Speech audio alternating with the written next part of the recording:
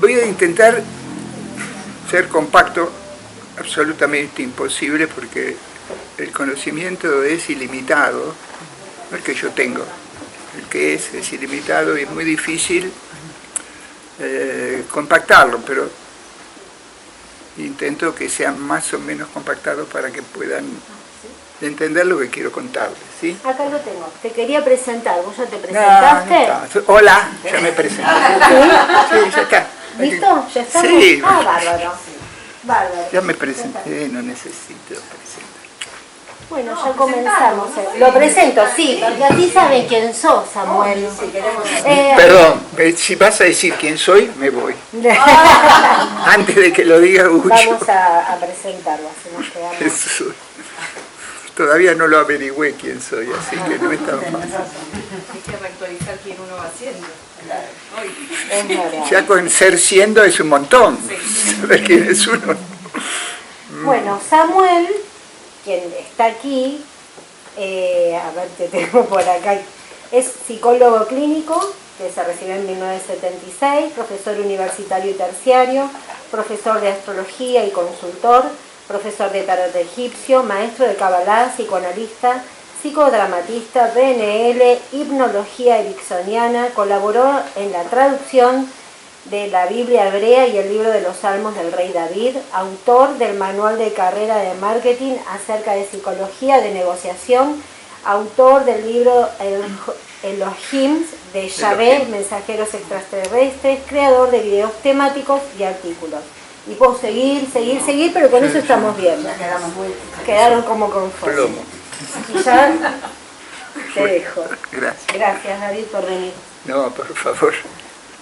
Una de las cosas que sucede es una anécdota. Ella me acaba de llamar David. Yo soy Samuel. Samuel. Esperá. No. A ver, Samuel primero fue el juez de Israel, del pueblo de Israel, Samuel. En la época que el pueblo no tenía más rey que Dios. ¿Sí? Está en la Biblia judía, está Samuel, hay 2 capítulos, todo un trabajo profundo respecto de Samuel.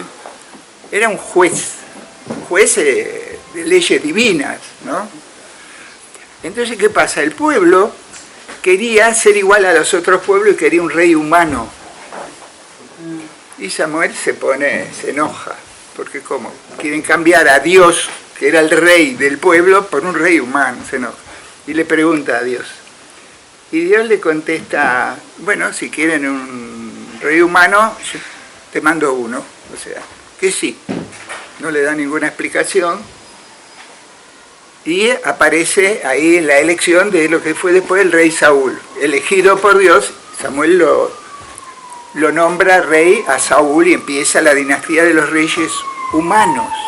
¿Sí? Entonces, ¿qué pasa? Ser Samuel es una carga pesada para quien entiende. ¿Por qué? O sea, ser juez ya es pesado. En la enseñanza judía hay cosas de una profundidad filosófica que lamentablemente no se cuentan. Sería bueno para todo el mundo, pero cuenten. Por ejemplo, ¿cuál es la razón por la cual para juzgar a alguien se necesita 2 testigos? Entonces te dice, para que el juez tenga certeza. No, necesitan 2 testigos para que el juez dude. Porque 2 personas como testigos siempre son 2 opiniones distintas.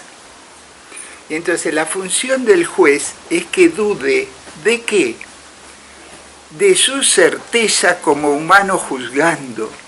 Quiere decir que 2 testigos no es para el buen juicio, es todo lo contrario, que para hacer que los jueces se den cuenta que aunque juzgan, son humanos y son imperfectos. Entonces, como ven, detrás de todo esto, de los nombrecitos y demás, hay muchas historias mucho más profundas, y cargar con el nombre es mucho más pesado de lo que ustedes creen. O sea, no existe eso. El nombre ya lo voy a explicar. Cada vez tiene una enseñanza así. Dios le dice a Adán que le ponga nombre a los animales. Una cosa en Biblia, sí. ¿Qué es ponerle nombre? Ponerle nombre es marcar personalidad y destino. ¿Está claro? Quiero decir, no es sencillamente te pusieron nombre, no hay eso. Nadie te pone un nombre de casualidad, no existe.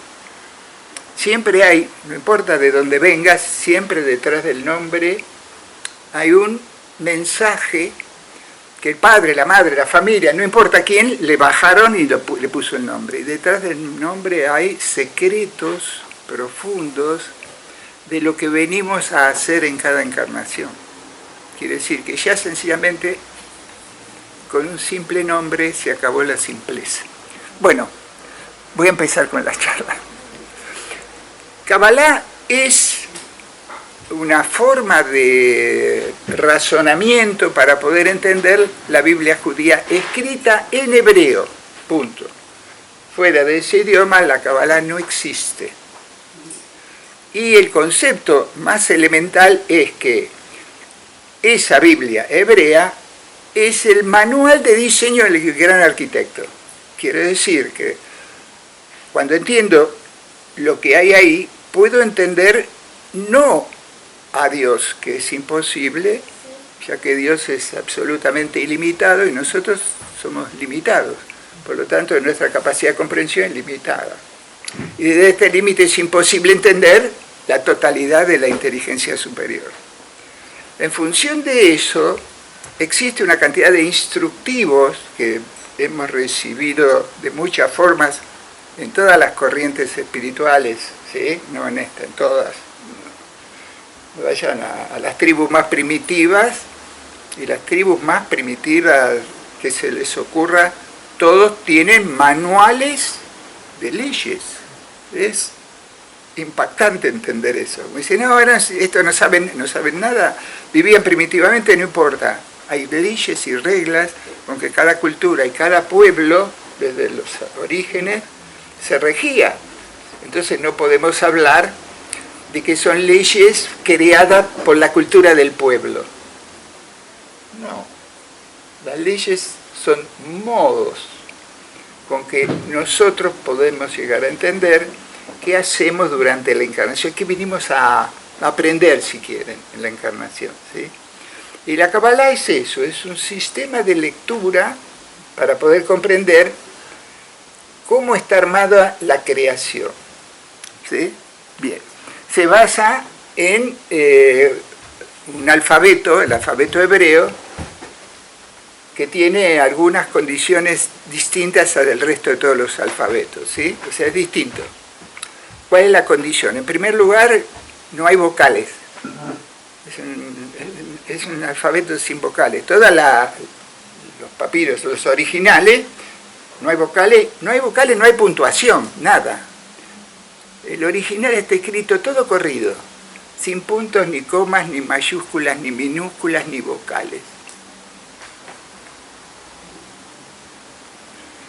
Entonces viene la pregunta, ¿por qué no hay vocales? La explicación que dan los sabios, que es de donde yo saco la información, no es que yo la obtengo la información, yo estudio. Lo que hago es estudio los sabios antiguos, chao.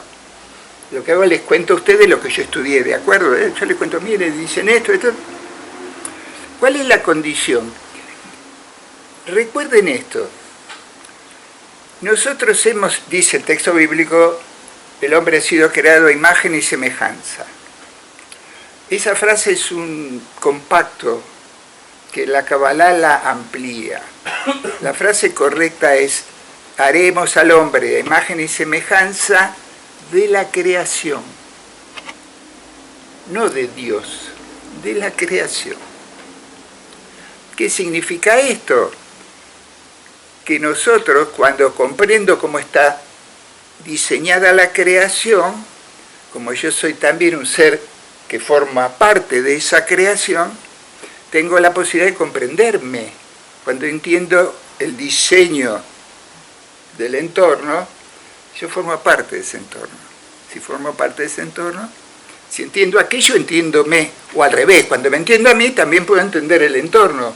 Porque de algún modo, al ser creados con las mismas reglas y leyes, hacemos una unidad particular de comprensión. Eso es Cábala.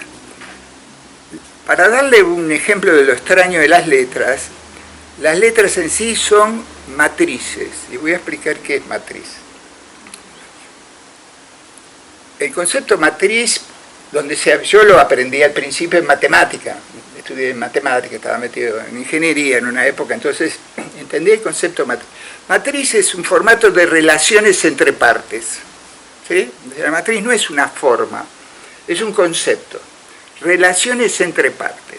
Bien. ¿Qué significa esto? Que toda la creación, yo la puedo entender, pregúntenle a los científicos, a los investigadores, a todos ellos, y usan este concepto. Lo que llamamos pensamiento científico es una matriz de razonamiento. Tiene un formato puntual que en realidad está vacío de cosas. Pero cuando yo pongo algún elemento, el próximo elemento ya está atado en una relación tal que no puedo poner cualquier cosa. Estoy forzado a. Por ejemplo, le doy un ejemplo muy simple, matriz, que sería los ángulos interiores de cualquier triángulo. Una matriz es los ángulos interiores de un triángulo dan 180 grados. Es una matriz. Ahí no hay ningún triángulo. Es una ley, diríamos, de determinación de partes. Cuando yo a un ángulo cualquiera de un triángulo le pongo un grado, le pongo 70 grados, automáticamente los otros dos son la diferencia entre 180 y 70. No hay otra forma. O sea, esa matriz determina, antes de la manifestación, el triángulo, determina las reglas de relaciones. Eso es una matriz. En general, digamos, las formas básicas matriciales son el triángulo, el cuadrado y la circunferencia. No son las únicas, pero son formas matriciales de razonamiento. ¿Cuál es la condición del alfabeto hebreo? Muy particular. En primer lugar, los dibujitos, recuerden, las letras son dibujitos. La letra en sí. Si yo les preguntara, por ejemplo, a ustedes, ¿qué significa el dibujo de la letra B? O de la letra D, ustedes no me podrían dar ninguna explicación. No, es un dibujito, ¿sí? O sea, ¿qué significa la letra B? A o L. Nada. Significa no tiene ningún significado. Es una convención, ¿qué quiero decir? Cuando aprendo un idioma, aprendo a usar esos dibujitos para generar palabras, diálogos, historias. Pero tengo que aprender la regla. Porque si agarramos, por ejemplo, el idioma ruso, ¿qué vemos? Que hay una cantidad de dibujitos que son similares al idioma latino. Algunos son iguales. Pero para mí nada, para mí son dibujitos. Me falta entender la matriz básica de ese idioma. ¿Sí? ¿Entienden a dónde quiero llegar con este concepto de matriz? Toda la creación es perfecta y se puede entender en función de dos sistemas matriciales básicos, que es la palabra y los números. ¿Quiénes somos? ¿Cómo funcionan las cosas? ¿Cómo se relaciona un elemento con otro? Se basa en esta regla. ¿Sí? Acá yo voy a desarrollar algunas explicaciones del mayor, el que más se manifiesta en la lectura, para entender que tiene que ver con lo que se llama la Trinidad. Recordemos, para aquellos que son cristianos, la Trinidad, Padre, Hijo, Espíritu Santo. ¿De casualidad? No, detrás de eso hay toda una profundidad de comprensión de qué se trata esta encarnación, ¿sí? No es el único, le doy uno común del conocimiento, pero de esto va a haber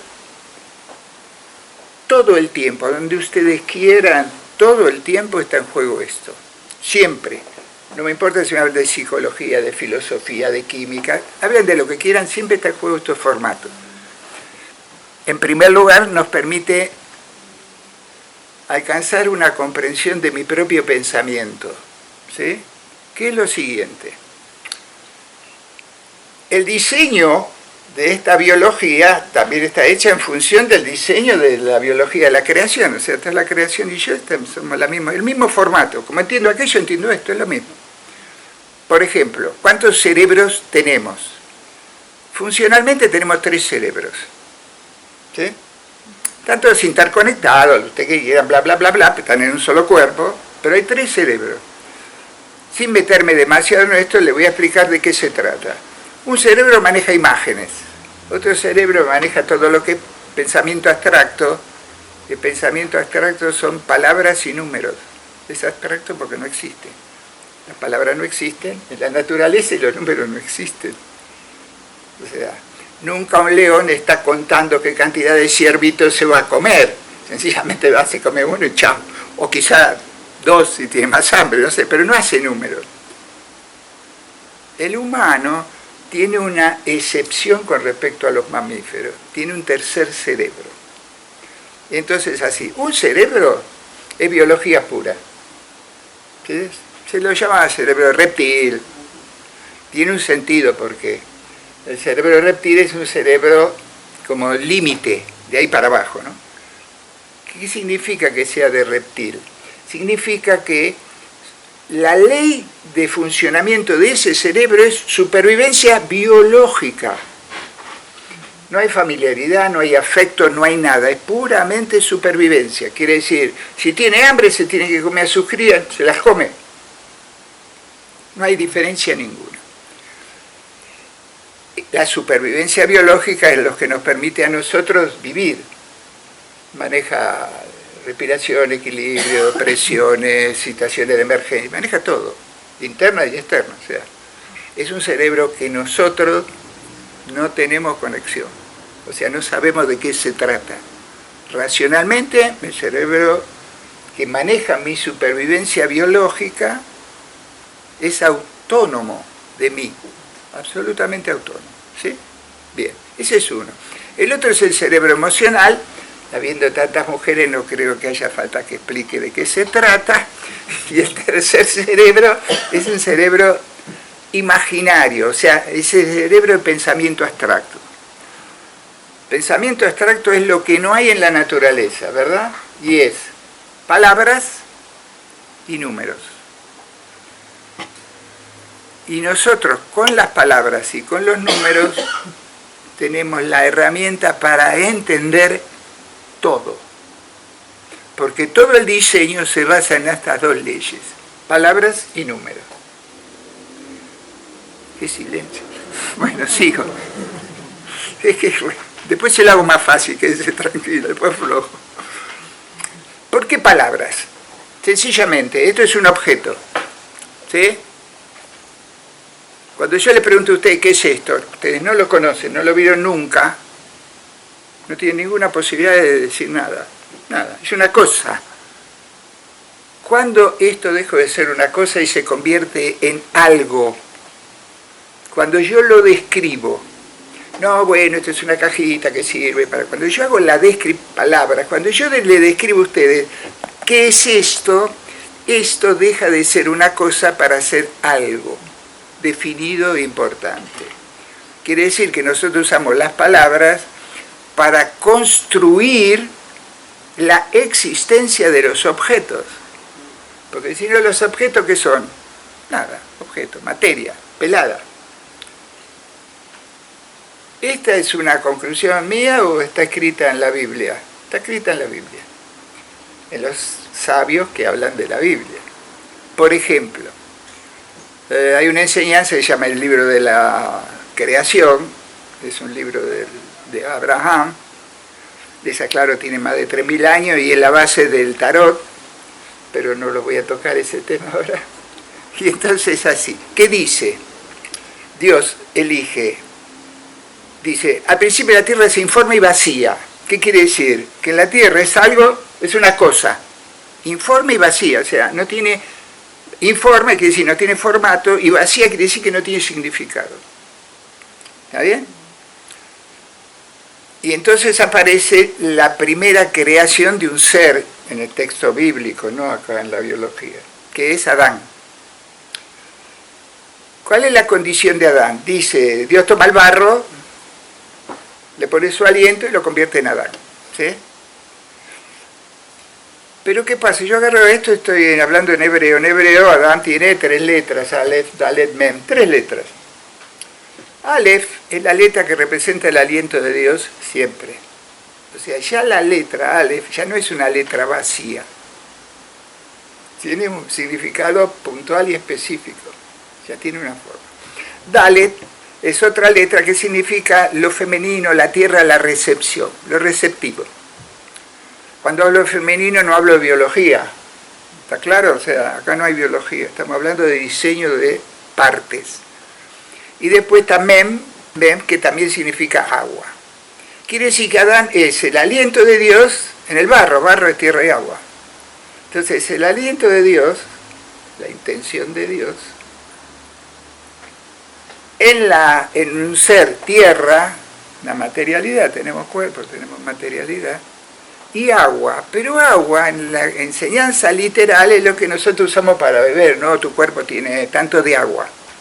Pero en la Cábala no significa eso. En la Cábala significa dos cosas. Una, fundamentalmente, significa tiempo. ¿Cómo es esto? Que en la encarnación, recordemos, en el mundo espiritual no existe el tiempo, el mundo espiritual es infinito. Solo en la encarnación el tiempo tiene existencia. ¿Está dicho por quién? Solo por el nombre de Adán puedo leer de qué se trata. En la encarnación está el aliento de Dios, la materia y el concepto de tiempo. ¿Qué vemos ahí? Una trinidad. Empiezan a aparecer las trinidades por todos lados que quieran para entender de qué se trata. Voy a lo humano. ¿Cómo es la trinidad en nosotros? Funciona así. Todo nuestro pensamiento es exactamente esta regla, siempre trinitario, no hay forma que no lo sea. ¿Cómo funciona? Imagino una imagen, imagino algo. Lo razono, o sea, le buscaré un sentido, le pondré un nombre, lo razono. Y después entro en acción. Cuando hablo de acción, la acción no siempre es física, ¿sí? Nosotros tenemos 4 campos de acciones en la encarnación, entonces cualquiera de esos 4 campos significa acción. Quiere decir que cualquier cosa que yo hago impulsivamente, no es porque no exista esta Trinidad, existe, solo que mi yo no ha logrado o no se ha puesto a pensar cuál es el origen de mi accionar. No, actúo impulsivamente. ¿Es verdad? No. Los que venimos del campo de la psicología, Freud ni hablemos, obviamente Freud, pero el campo de la PNL, psicodrama, lo que quieran, hipnosis, todos conocemos que no hay acción casual, no existe. Quiere decir, no existe la casualidad, todo es esta relación. Cuando decimos la ley de la causa y el efecto, piensen, ley, causa y efecto. Solo estamos describiendo cómo nuestro razonamiento funciona. Creo una imagen, a eso le pongo un pensamiento, la analizo, la evalúo, lo que fuera, y después la manifestaré de la forma que sea. Les estoy mostrando, pero muy poquitito, de qué se trata este concepto de que todo es matemáticamente diseñado. Cuando ustedes creen que hacen cosas porque sí, les garantizo, como psicoanalistas ni hablemos, pero les garantizo que no hay como sí. Todo tiene esta secuencia. Pero sucede que una parte de nuestros pensamientos no están en la conciencia del yo. El viejo Freud decía yo, ello y superyo. Una vez nombraba lo trinitario. ¿Qué era el yo, ello y el superyo? El ello era la parte inconsciente, ¿sí? El yo era lo que nos quedaba de conciencia y el superyo era una construcción autocrítica. Tiene que ver con otras cosas, pero no me voy a meter con psicoanálisis ahora. Y otra vez volvemos a encontrar lo trinitario. Yo, ello y superyo, psicoanálisis. Pensamiento científico, es una trinidad. Hipótesis, pienso algo, imagino algo, hipótesis. Cuando imagino algo, en esa imaginación no hay leyes ninguna. Imagino lo que quiero, lo que puedo, lo que se me ocurre. Por eso se llama hipótesis. Después hay un trabajo que es la acción. Pienso cómo pongo a prueba lo que imaginé. Y después saco una conclusión. Otra vez vemos el fenómeno trinitario en el pensamiento científico. Pero no es que está inventado. En el diseño de la creación, ese es un nuevo modo de que entendamos cómo todo es perfecto. Cuando hablamos de mundos bíblicos, miren, pensemos en, no sé si ustedes saben algo de esto, discúlpenme, voy a hacer una introducción en Génesis, la Biblia, Génesis. Génesis empieza describiendo la creación, 7 días, ¿sí? Algunos me dirán, ¿y dónde está lo trinitario? 7 días implica dos matrices, lo trinitario y lo cuadrático. Le aclaro que toda la Biblia judía en hebreo está escrita en forma matemática, toda, tiene más de 300.000 palabras, todas son fórmulas matemáticas, una por una. El famoso pi de la circunferencia está escrito, está descrito en la Biblia. Lo que quieran. El famoso Big Bang, que lo descubrió un señor, no es cierto, está escrito en el 1500, ya estaba escrito por un sabio, lo saca de la Biblia judía. El famoso Big Bang está escrito en la Biblia judía. Matemática lo que quieran, química la que quieran. ¿Qué quiero mostrarles? Que ahí existe la opción de entender el diseño de la creación. Si entiendo ese diseño, puedo entender, de algún modo, la intención de Dios de hacer este diseño. Cuando veo una obra, un edificio, un monumento, el que lo hizo no lo conozco, no sé cómo piensa, no tengo la menor idea de quién es, qué sé yo, se murió, no sé, puedo leer que le gustaba algo, pero no sé quién es. Entonces no lo puedo conocer, y no, o sí. Bueno, pero dejó una obra. En la forma con que hizo la obra, yo estoy en condiciones de poder entender de algún modo cuál fue la intención imaginaria que hizo que desarrollara esta obra de esa forma. Se lo voy a decir más grosero ya que estamos. Si ustedes creen que tienen hijos por casualidad, les garantizo que no. Después podemos hablar de eso también. Estoy hablando de matemática, no estoy hablando de buenas intenciones. Hablo de todo numérico. ¿Está bien? Bien. Les doy un segundo para que pregunten y sigo. No, pueden preguntar, sí. Yo prefiero que pregunten. Si no, él se duerme. O sea, ¿y la matriz?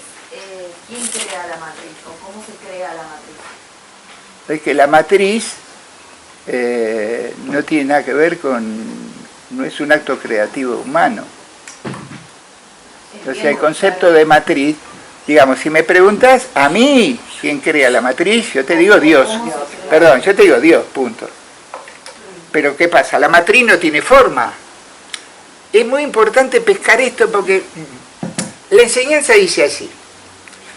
No es que tienen que creer, yo les cuento las raíces de los conceptos, después, qué sé yo, cada cual crea lo que quiera, no es que estén obligados, pero la enseñanza dice así.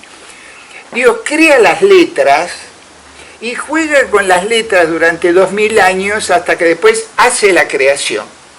Es como un cuentito, pero en realidad está diciendo que este concepto, porque esas letras están relacionadas en matrices. El alfabeto hebreo es muy extraño. ¿Por qué? Todas las palabras se basan en matrices de 3 elementos. O sea, 3 letras forman una matriz de sentido y todas las palabras que tengan conexión con esa matriz están relacionadas con ese sentido. O sea, no hay fenómenos vocales en el hebreo de hábito, de rutina. Acá decimos, inventamos una palabra, no estamos hablando del alfabeto bíblico, ¿de acuerdo? No el humano. No, lo que habla en Israel es otra historia. Hablo de lo bíblico, ¿sí? Solo ahí adentro, después no, después inventamos palabras. Pero toda la lectura de ese texto está armada en formato matricial, toda, de punta a punta. Para que podamos trascender el sentido de lo literal.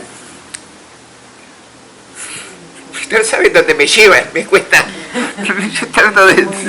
No, porque no vuelo. Pero entonces trato de ser chiquitito, cortito, para que tengas cierta solidez. Esto es así. ¿Cómo se lee el alfabeto? ¿Qué es Cábala? Cábala es así. Cada letra tiene un valor numérico, tiene un significado energético y tiene un significado espiritual. Cada letra es eso. Porque no son dibujitos, son matrices. Matrices con las cuales se construyó la encarnación al humano y a todo el resto, ¿sí? Entonces, ¿qué pasa?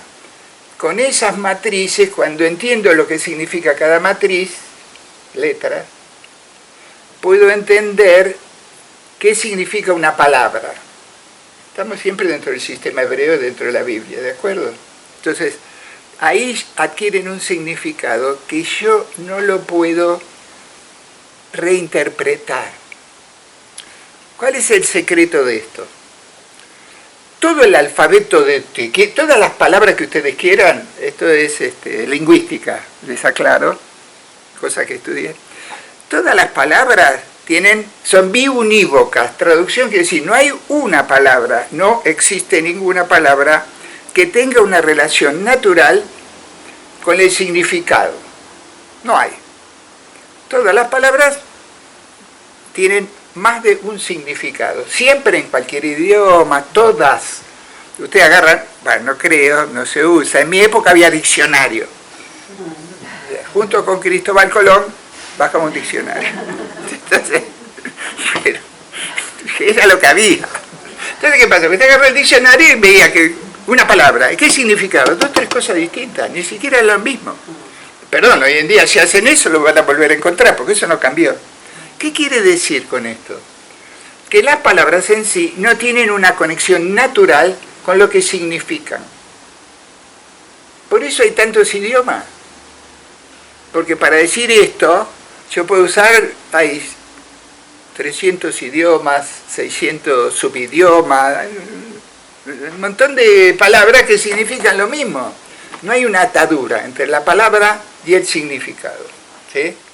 Voy a un ejemplo. ¿Qué quiere significar esto? Samuel, ¿te puedo hacer otra pregunta también? Sí, puede, la que quiera. ¿El nombre de la Biblia tiene un significado energético? Por ejemplo, del modo que llamaron a los animales o a cada uno de los personajes bíblicos, del mismo modo que hiciste lo de Adán, ¿se puede interpretar? Todo, de punta a punta.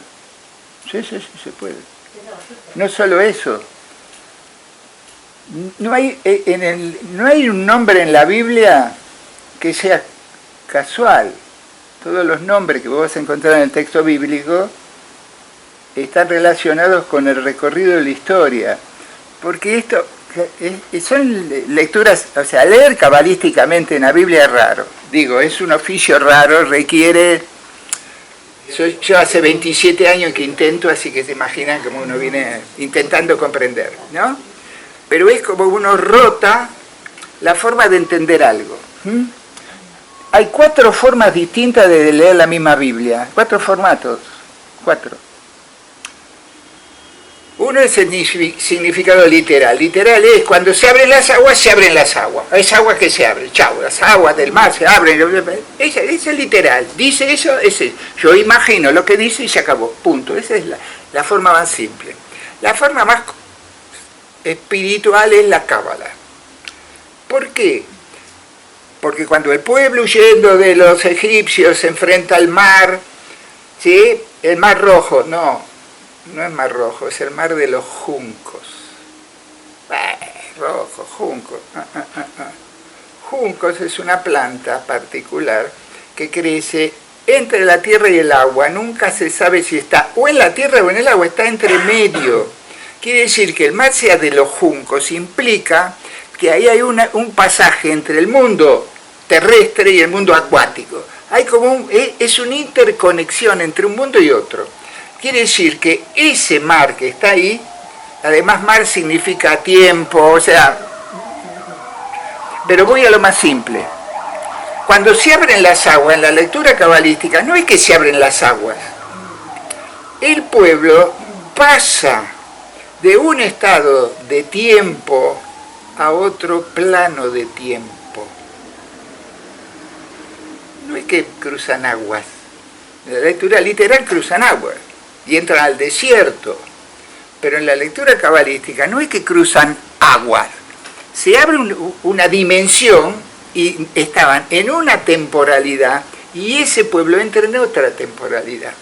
Por eso esa puerta se cierra y los egipcios se mueren, como se muere todo el mundo porque le toca morirse.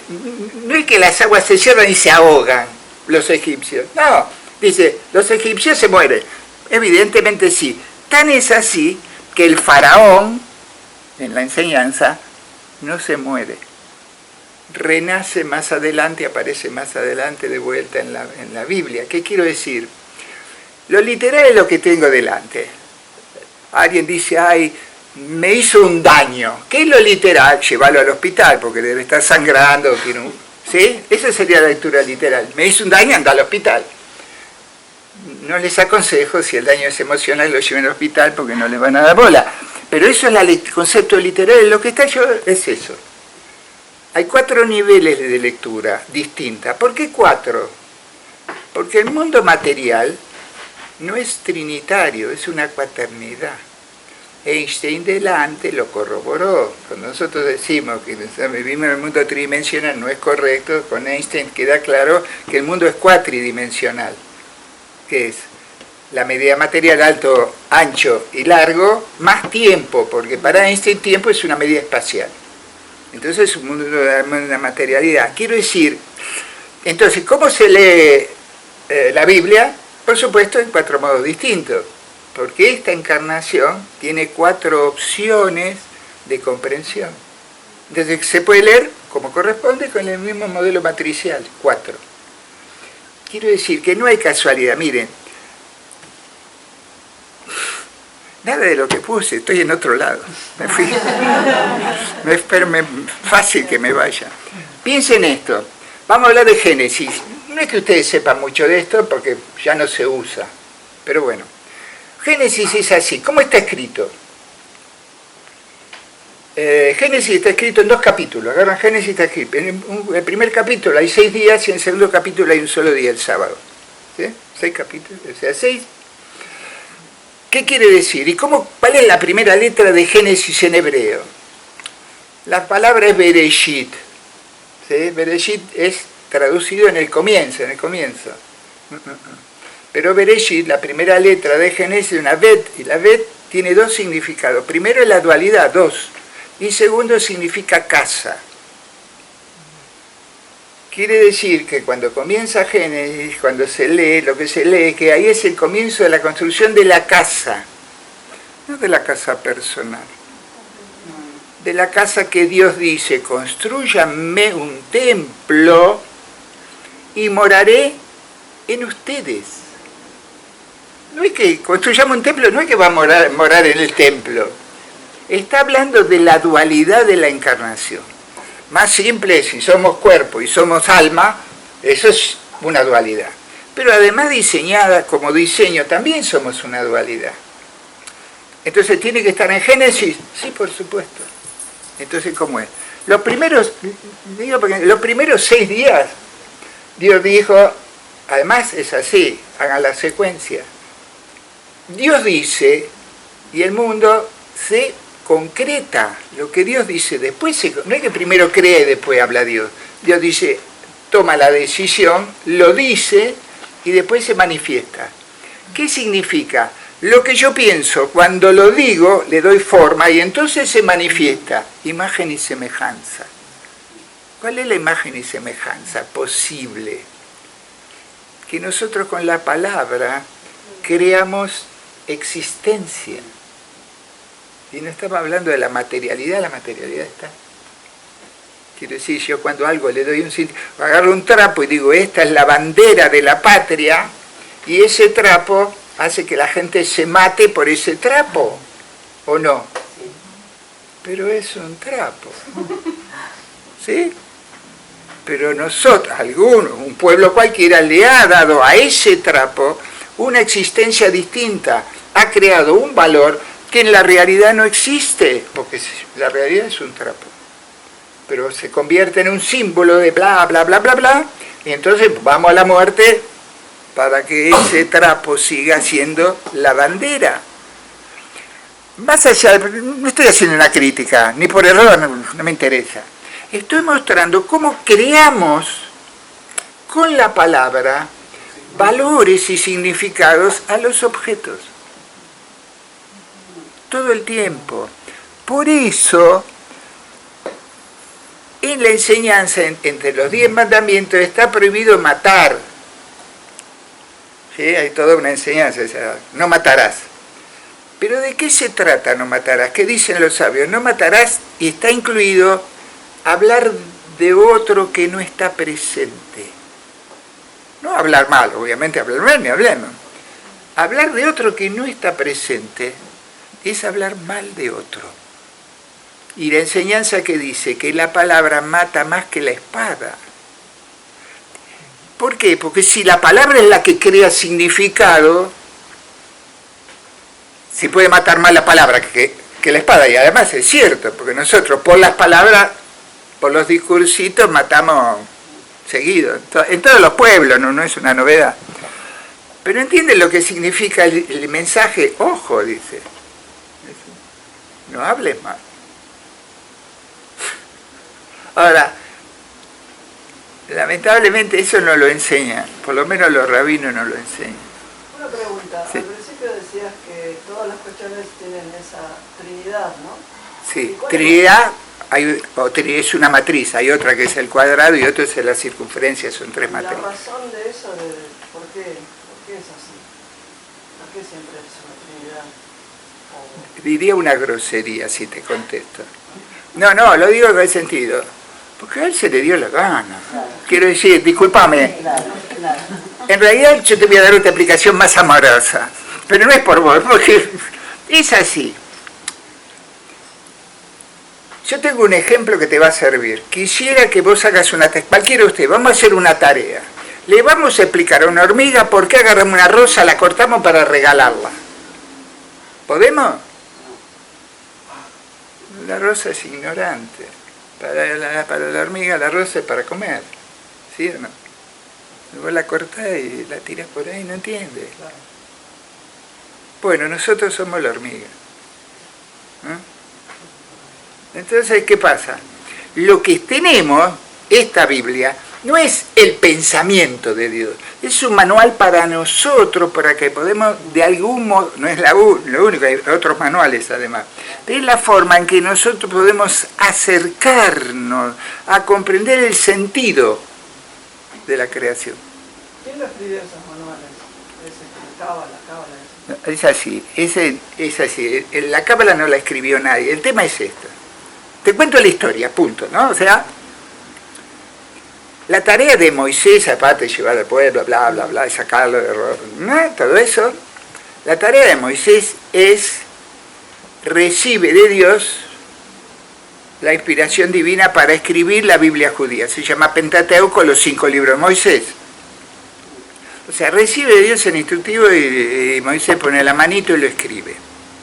Lo que no dicen, no cuentan, en realidad es así, es que también, aparte del manualcito escrito, Dios le enseña a Moisés la cábala, que es la forma de lectura de ese manual. Entonces, el instructivo. El descipiado, porque la Biblia en realidad es como si estuviera cipiada, lo que más o menos está en computación sabe, está cipiado, no lo tengo que descipiar para usarlo. La cábala es el descipiado profundo de ese texto. Entonces, es la decodificación. Por eso es un código oculto. Pero está oculto ¿por qué? Por varias razones, pero una, la más simple, y esto ya es una deducción mía, no sé si es sólida, pero bueno, mi deducción. La encarnación, digamos, nosotros lo que estamos tiene que ver primero con la aceptación de la reencarnación. En el judaísmo existe la reencarnación, punto. ¿Sí? Primero, ¿cuál es el sentido de reencarnar?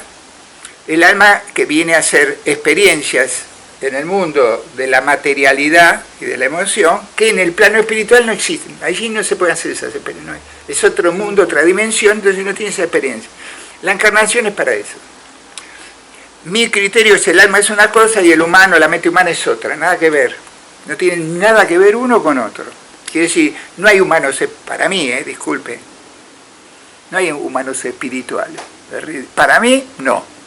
Sencillamente, el alma se incorpora a la vida de un humano y vive las experiencias del humano como puede. Cuando el humano entendió cuál es su recorrido que vino a hacer para entrenar al alma, ahí hay una armonía entre el humano y el alma.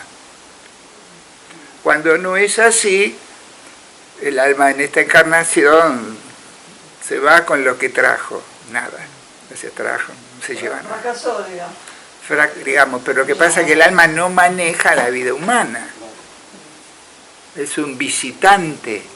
Cuando nos vamos a dormir, el alma, cuando nos vamos a dormir, una parte del alma se toma el raje y después vuelve. Es decir, no es que está acá. Este es mi concepto, discúlpeme, ¿no? Hay otras creencias distintas, pero es lo que yo vengo estudiando y la enseñanza plantea esto tal cual. Perdón, ¿no? Hay un dicho que a veces respecto del alma y del ser humano, un dicho agudo, ¿no? El fútbol. Cuando dicen que dos deportistas, dos jugadores de fútbol, uno le pegó sin alma y otro le pegó la pelota con alma y vida, como diciendo que aparte de su cuerpo tienes un alma que lo acompaña y es enérgico, y el otro, entonces no sé si, desde mi punto de vista, Sí. porque lógicamente de su conocimiento y mío tengo una distancia abismal, ¿no? Sí, esa frase estoy en desacuerdo. Pero le explico, por favor. Todos tenemos alma, punto. Lo que pasa es que el humano, por su condición de, digamos, el humano es un prematuro. El bebé humano es prematuro aunque nazca en el plazo correcto, porque de los mamíferos es absolutamente dependiente para vivir hasta, qué sé yo, por lo menos hasta los 5 años, pongámosle, o más, pero bueno. Mientras otros mamíferos, nada, nacen y 2 días después, nacen y van directamente a buscar, o sea, van y buscan la teta de la mamá, no es que al humano si no le pones la teta en la boca se murió, ¿o no? Y hay otras cosas que también necesita más profundas, que es la asistencia emocional para sobrevivir, si no el bebé se muere. O sea, agarra un bebé, alimentalo, pero no le des afecto y el bebé 2 meses después se murió. No importa que lo alimentaste, así que, quiere decir, es un profundo limitado en supervivencia. Y esa condición no la perdemos nunca. Bueno, no de ustedes, pero los que están afuera nunca la perdieron. No ustedes, los de afuera nunca la perdieron. Quiere decir, che, si queremos ser un poco objetivos, wow.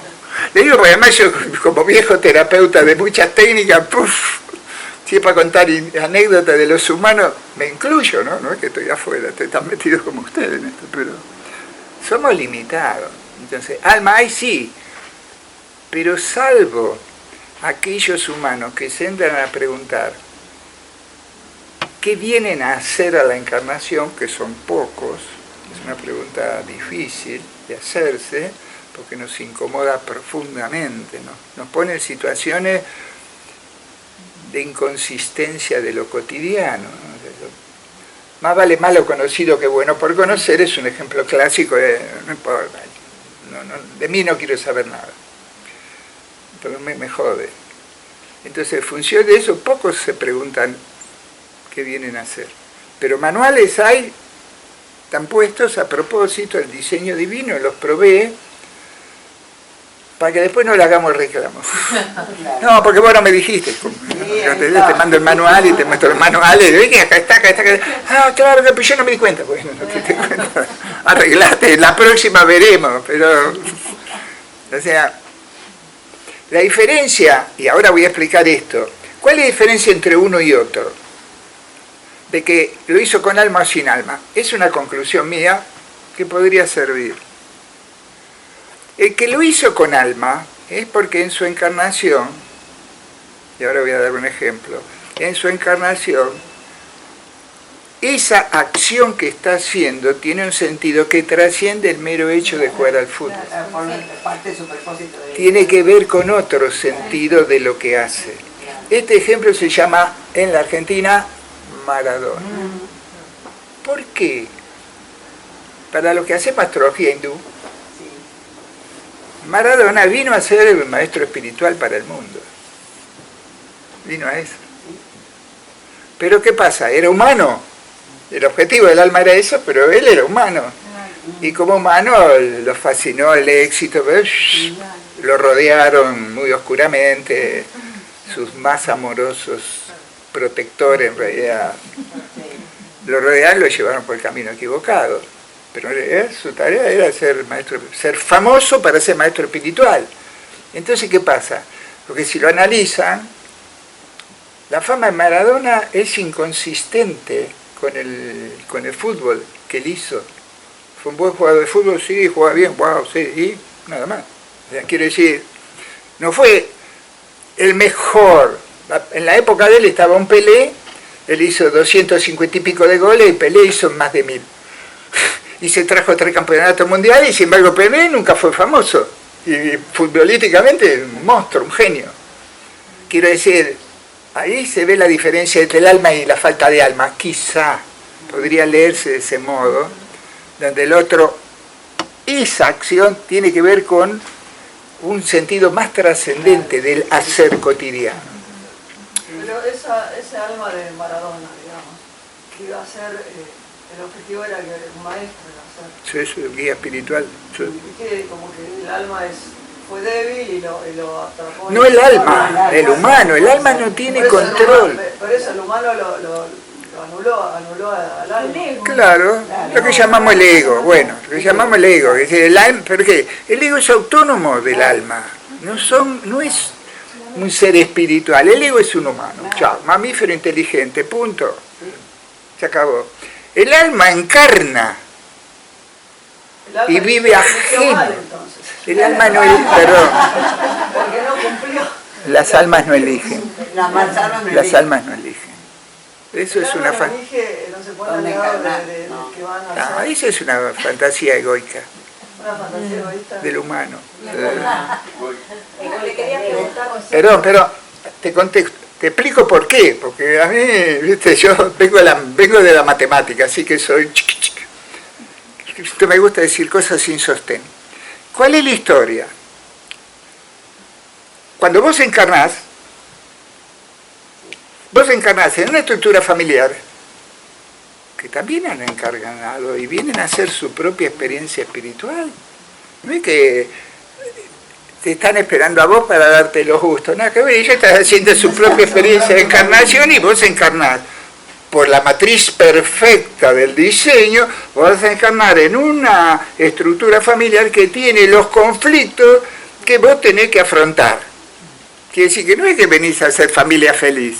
Yo creo que esas encarnaciones que tiene cada ser humano, que tiene su encarnación en el alma, por eso todos los seres humanos todos tienen vidas y tiempos diferentes. Claro. Circunstancias que son a veces Incoherentes para el razonamiento humano. Hay una cantidad, yo puedo mostrar, no hay que ser un genio para eso, puedo mostrar cuánta incoherencia podemos agarrar en la vida de todos nosotros. Todo el tiempo incoherencia, no tiene sentido, yo actúo de un modo y paso otro y todo el tiempo, no entiendo por qué. Pero ¿qué pasa? Yo puedo corroborar, lo puedo mostrar, no por mí, sencillamente por el conocimiento matemático, yo puedo mostrar que no existe ni el más mínimo movimiento que yo haga que no esté escrito. Mínimo movimiento es, me voy a dar una inyección para darme vitamina, o sea, no lo cotidiano. ¿Te puedo hacer una pregunta Sí. al respecto? En este entramado tan perfecto. Entonces, Sí. el libre albedrío no estaría. No hay. Traducido, esperá. No te quiero desilusionar totalmente. Ya lo sabía. Ah, bueno. Pero cuando una mujer queda embarazada, Espera, sí. ¿el alma elige que va a ir a ese humano? O sea, una persona queda embarazada, una mujer. El alma no elige ¿No nada. elige el alma? No elige. Pero a ver, ¿Y cómo despacio, elige? esperá. Pasa el alma y se mete Pero, ahí. vos querés viajar. Vos querés viajar en avión. Yo quiero ir el 15 de diciembre, quiero viajar en avión, quiero ir a aquella Tapalqué, no importa. Sí. Pero yo para viajar, tiene que haber un asiento sin vender. Si otra alma llegó antes, yo no viajo a Tapalqué, porque está cubierto el avión, no tengo lugar. Pero igual no entiendo cómo sería el sistema, no sé si es la palabra correcta. Porque ¿Cómo para poder entender esto, respeto lo que planteas, pero te digo, para poder entender esto, tengo que aprender a poner mi rodilla en tierra. No se puede entender Cábala y otras cosas si uno no aprende a poner la rodilla en tierra. Tierra. Tierra, en, creo que griego, no, latín, es humus. Poner la rodilla en tierra es humildad. No hay forma. Mientras los humanos, lo digo yo, profundamente egoico, no es que de joya no tengo nada, y de fanfarrón, ni me soporto. Pero ¿qué pasa? Claro, sí, pero por lo menos reconocerme en mi vanidad extrema también sirve para ser 5% menos vanidoso. Quiero decir, pero algo logro, ¿entendés? O sea, el secreto que me tengo que conocer a mí como soy de verdad, o sea, como humano, como soy. Y después con ello rengueo, zafo, esto lo atenúo, aquello. Es un proceso. Entonces, ¿qué pasa? Nosotros los humanos, toda la enseñanza New Age es falsa. Es absolutamente egocéntrica. Toda la teoría New Age es egocéntrica. Porque nosotros elegimos la familia. ¿Qué voy a elegir la familia? Además es así, yo elijo la familia. ¡Wow! ¡Qué alma poderosa es la mía que elige la familia! ¿Sabe qué dice la enseñanza? Y esto es así, profunda. Dice así. ¿Qué pasa cuando un sabio es un santo? El concepto en el cristianismo de santidad, en el judaísmo es de sabiduría. ¿Está bien? Un justo. Un justo en el judaísmo es lo mismo que un santo en el cristianismo. O sea, el mismo, cambia la palabra, pero es un justo. Dice la enseñanza, cuando un justo desciende a la tierra para ayudar a otros, su nivel de mérito baja. ¿Qué te está mostrando con esa enseñanza? ¿Qué vamos a elegir? No elegimos nada. Sí, perdón, ahora sí, discúlpame. Sí. Quiero decir, perdón, es lo que yo creo, ¿está bien? Tengo mis razones para explicarlo, tengo mis razones concretas. ¿Cómo es? Sencillamente este es un sistema donde nosotros somos... Esto es una colonia. La Tierra es una colonia. Nosotros somos los conejitos de India. ¿Dicho? ¿Cuándo salimos de la cárcel? No, cuando termine el ciclo mayor, que está por terminar, cuando termine el ciclo mayor, va a haber una selección a través de la cadena de experiencia, la evolución y qué sé yo cuáles son las reglas, no las sé, va a haber una selección. Los que van a quedar para construir un nuevo mundo con otras leyes, un nuevo mundo con la presencia de la ley de Dios sin discusión, punto. Para darle un formato. Y lo demás, bueno, se quedarán en el camino. Me incluyo quedarme en el camino, no sé si me... Porque no sé cuáles son las reglas de supervivencia. Tengo claro esto. Nosotros estamos al final del ciclo, un ciclo largo, que se está cumpliendo, se está terminando. Cuando se complete este ciclo viene la limpieza. Y van a aparecer nuestros ancestros, pero no ancestro mi abuelito, las generaciones que han sido creadas durante siglos y siglos y que están vigentes mirándonos lo que hacemos. O sea, no es que nosotros somos tan egocéntricos que creemos que somos los primeros. En todo este universo gigantesco somos los únicos que Dios creó. ¡Wow! Eso es egocentrismo humano muy fuerte, pero bueno. Eso no lo voy a corregir yo, no puedo corregirme a mí, me voy a corregir a los ajenos, pero es así, ¿sí? Sí, ahora sí, discúlpame, pero... No, quería interrumpirla. Yo quería saber si una vez que muere el cuerpo, ese alma se reencarna en otro cuerpo. Sí. El alma es eterna, porque el recorrido es para el alma, no es para el cuerpo. El cuerpo es un campo de experiencia. Cada alma va a encarnar en determinado campo de experiencia corporal, X, con determinadas características. Miren, es tan así que el cuerpo físico es la característica energética del cuerpo físico, representa la casa donde el alma va a incorporarse. Y la energía del cuerpo físico, que se puede leer, les aclaro, de cada uno de nosotros, representa la primera experiencia karmática de la encarnación. El simple hecho de encarnar en un cuerpo es una experiencia karmática, porque ese cuerpo tiene formatos, necesidades, determinado tipo de alimentación que tiene que recibir, pero no alimentación física, alimentación energética. O sea, y ese es el cuerpo que se va a mover durante toda la encarnación para hacer las experiencias que también están escritas. Lo que pasa es que, claro, es de una perfección inimaginable para nosotros, porque estamos hablando de todos con todos. Quiere decir, cada alma que encarna, no encarna donde se le da la gana y como quiere. Va a encarnar para tratar de hacer un campo de experiencia, pero va a encarnar en una estructura familiar que están haciendo sus propias experiencias karmáticas. ¿Sí? Entonces, y todo coincide con todo. ¿Se puede mostrar? Sí. Se puede mostrar matemáticamente. ¿Quién hizo ese descubrimiento? 2 astrólogos en la República Argentina.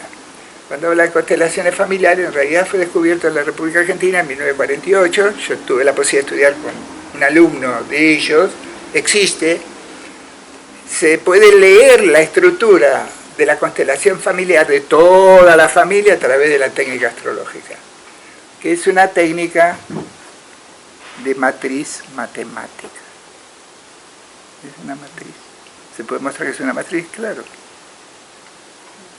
3 formas de energía, 4 campos de manifestación, dan los 12 signos. Son todas fórmulas matemáticas.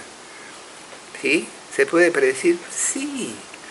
No tiene idea de lo que se predice. O sea, no se imaginan la certeza del plan. Pero no el plan humano. Una consulta. Sí. Acá Dale. también había, Sí. cuando hablaba de Perdón, no me dejaron hablar de cámara. del fin del ciclo y que van a volver nuestros ancestros. Entonces, Pero nuestros ancestros no somos nosotros. Llaman ancestros a pueblos que han sido creados y han hecho todos los recorridos y en este momento existen en otras dimensiones y en otros planos. Perdón, en otros planos quiere decir, están acá a la vuelta y yo no me entero.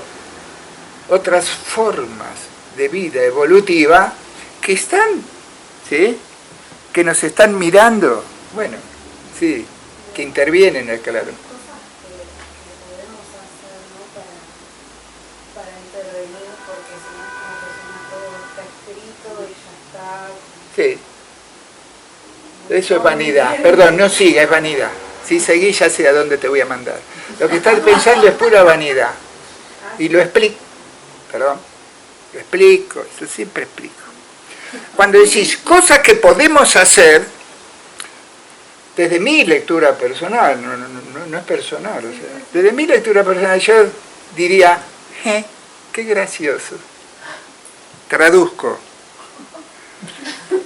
El humano cree que puede cambiar el universo, no entendiendo que si todo está diseñado, cuando vos nacés, todo está puesto. A ver, te doy ejemplos más drásticos de cómo está escrito todo. Hace 2400 años atrás, el imperio medo-persa, hoy en día Irán, el imperio medo-persa, siguen siendo persas, es una historia, dio la orden de destruir a todos los judíos que no vivían en un lugar. Los judíos ya habían perdido, estaban en Éxodo, hace 2000 años que están en Éxodo, o sea, no tenían tierra propia, punto, pero vivían en los pueblos, o sea, eran extranjeros. Hay una orden para eliminar a todos los judíos. Un de pelote que pasa, pues no importa, hay una orden. Hasta último momento la indicación era, todos los pueblos donde había judíos había que matarlos, a todos. ¿Te suena? Pero yo hablo de 2300 años y pico acá. ¿Te suena Irán diciendo que hay que eliminar a los judíos? Pero sí, ya pasó. ¿Está bien? Bien. Pasó con Hitler, hay que eliminar a todos. Hay que leer lo que dice Hitler de los judíos, que hay que eliminarlo. ¿Sabés de qué habla Hitler para eliminar a los judíos? De la enseñanza cabalística de la reina Esther. Pues lo dice él en su Mein Kampf, o sea, no es que lo decimos, está puesto por él. O sea, está bien, es un mundo que yo vivo hace mucho, raro.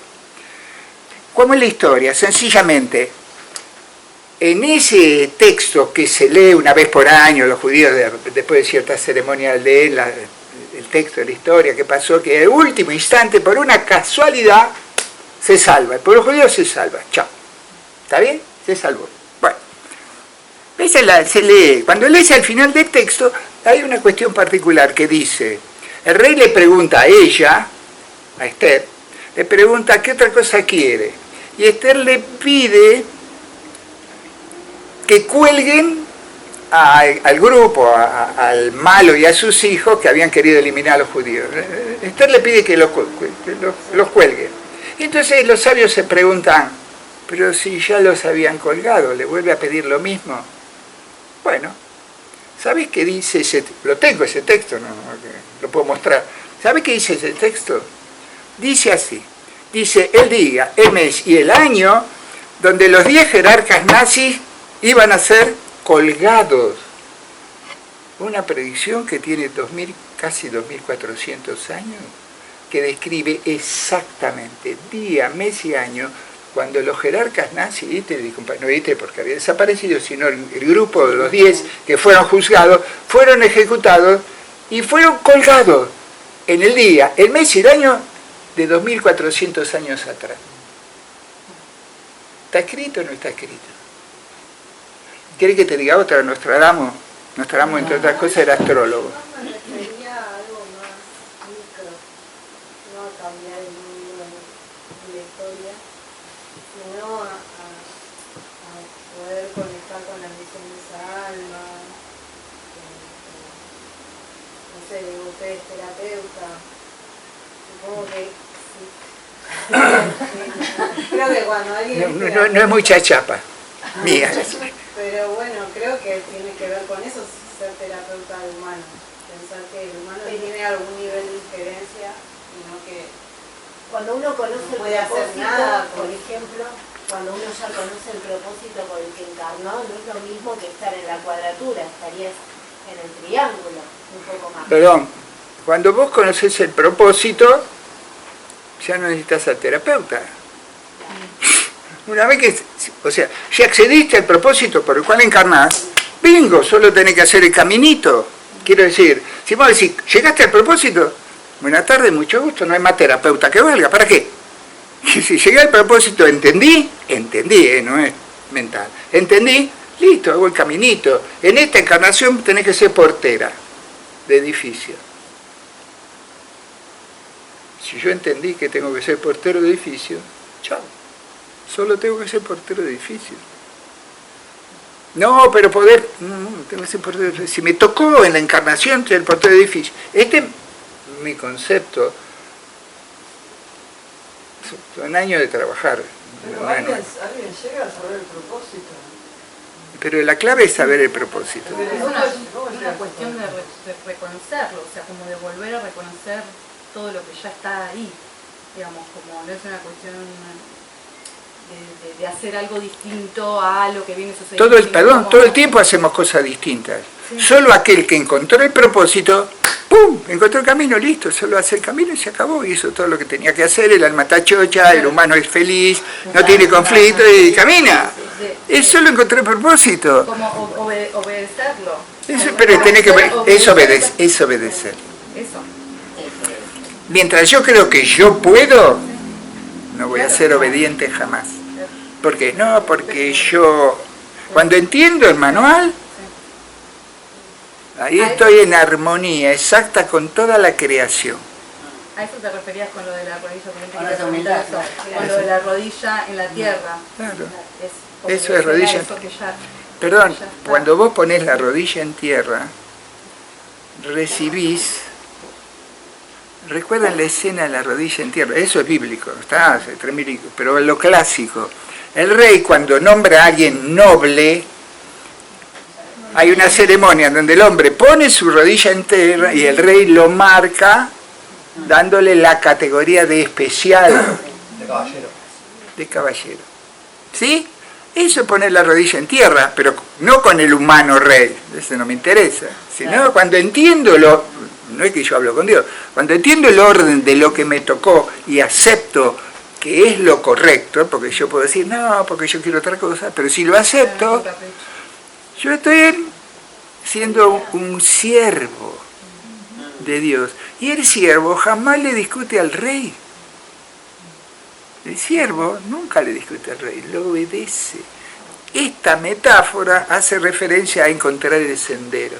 Cuando encuentro el sendero mío, me guste o no me guste, no quiero decir que me pongo contento, porque quisiera más luces, pero no, nada, velita y gracias, hay más luz que una velita. Cuando es eso y lo acepto, estoy haciendo lo que vine a hacer para mi alma, no para mi humano. La humildad no es la del alma, es del humano. Cuando el humano entiende eso, ¿qué es?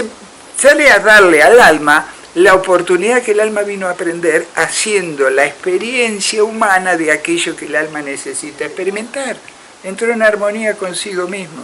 Se acabó la discusión interna, no hay más discusión. ¿Qué tiene que ver? ¿Qué conexión hay? ¿Qué conexión hay? Porque hay mucho de lo que hablas que tiene que está con la similitud con los Vedas, con los Upanishads, con la Bhagavad Gita. Si Dios es uno. Claro. Perdón, si Dios es uno, no hay más que un manual. Claro. Yo estoy explicándole un manual que conozco, que estudio, pero yo dije, sí, hay muchos manuales, hay muchas. Yo te enseño lo que un manual que estudio. Hay muchos manuales. ¿El Kabbalah qué fecha tiene? ¿Qué fecha? Sí. ¿Fecha de? ¿Qué fecha? No tengo ni idea, yo no conozco para nada la cuestión judía. 3000 y pico de años. Bueno, yo quería preguntarte con respecto a que siempre se relaciona la Kabbalah con el árbol de la vida. Sí, sí. ¿Podés explicar un poquitito? Sí. En la descripción del Jardín del Edén, lo único que está descrito de todo el Jardín del Edén es una generalidad, solo están descritos dos árboles. El árbol de la vida y el árbol del bien y del mal, o de la vida y la muerte. De esos dos árboles hay uno de los árboles, el fruto de uno de esos árboles que Dios le dice a Adán y Eva que no coman de ese fruto porque si no morirán. Esa es la expresión. En la profundidad de la enseñanza lo que aparece es que Adán y Eva se equivocan cuando se apresuran a comer del árbol de la vida y de la muerte. Porque primero tendrían que haber aprendido los secretos del árbol de la vida. Y después sí podrían comer del fruto de la vida y de la muerte. Tiene un sentido. Ahí habla de la encarnación, entonces. Lo que está en juego, todo este recorrido está explicado en una forma metafórica, si lo querés. ¿Está bien?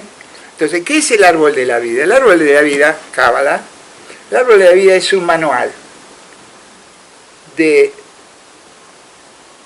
ese manual donde se lee la personalidad que vos tenés en la encarnación, las relaciones que hay entre esas, que son trinitarias, las relaciones son trinitarias, de modo tal que en tu proceso evolutivo vos podés empezar de cada una a trabajar cada una de esas formas que crean tu personalidad, para ir alcanzando niveles evolutivos superiores hasta poder alcanzar niveles de conexión superiores con tus guías y tus maestros. El árbol de la vida es eso, es un manual, es un formato, un manual que permite hacer que individualmente vos adquieras la capacidad de saber tus características. Son 10 las formas, 3 formas no son humanas, 7 son humanas, 7 formatos.